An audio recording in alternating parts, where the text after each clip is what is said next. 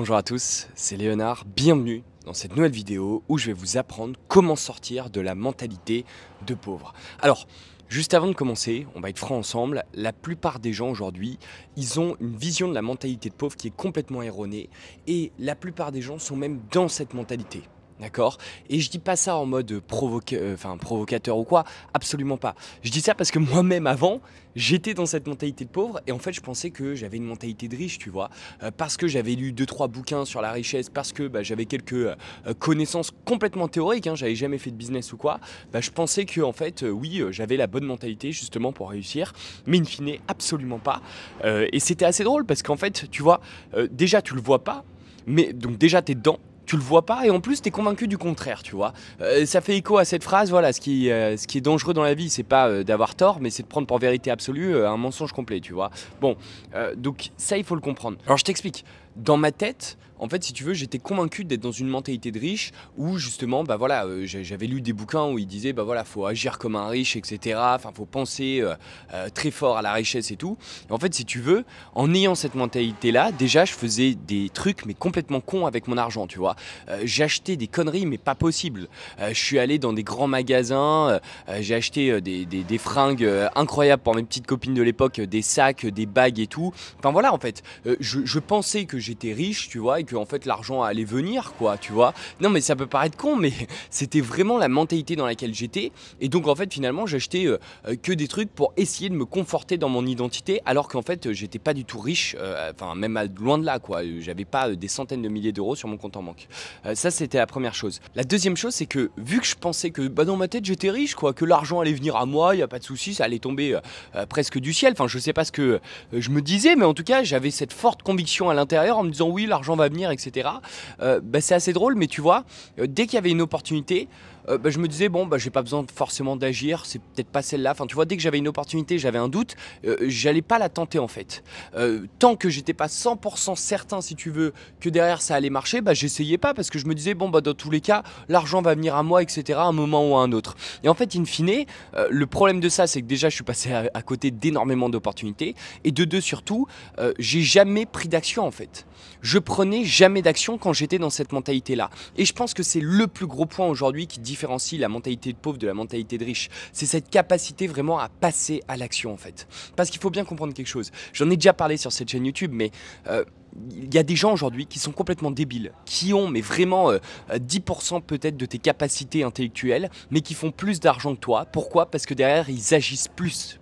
L'argent aujourd'hui, la richesse, le fait de monter un business, tout ça, tout ce que tu veux atteindre aujourd'hui, le seul moyen que ça vienne à toi, c'est que derrière tu mettes des choses justement en place concrètes dans ce monde pour qu'ensuite ça vienne à toi en fait. C'est d'agir.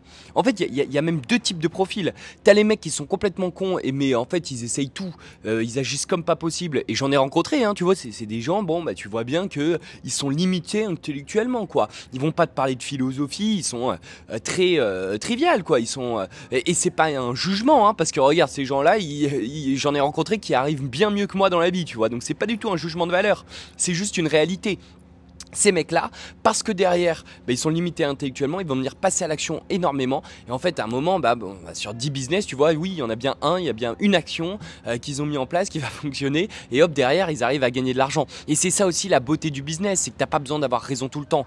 T'as juste besoin, tu vois, tu peux avoir tort toute ta vie et juste avoir raison une fois et ça couvre justement toutes les erreurs que t'as faites auparavant. Donc ça, c'est le premier profil. Et t'as le deuxième profil où c'est des gens qui sont super intelligents, tu vois, qui comprennent les choses, sont très perspicaces, mais qui à côté de ça ont aussi un certain courage, tu vois, ils ont des couilles et du coup forcément les mecs aussi ils vont passer à l'action et ils vont obtenir du résultat. Alors pour conclure cette vidéo du coup, comment on fait du coup pour sortir concrètement de la mentalité de pauvre? C'est aussi simple que ça, tu commences à agir réellement, tu commences à te mettre vraiment en mode action.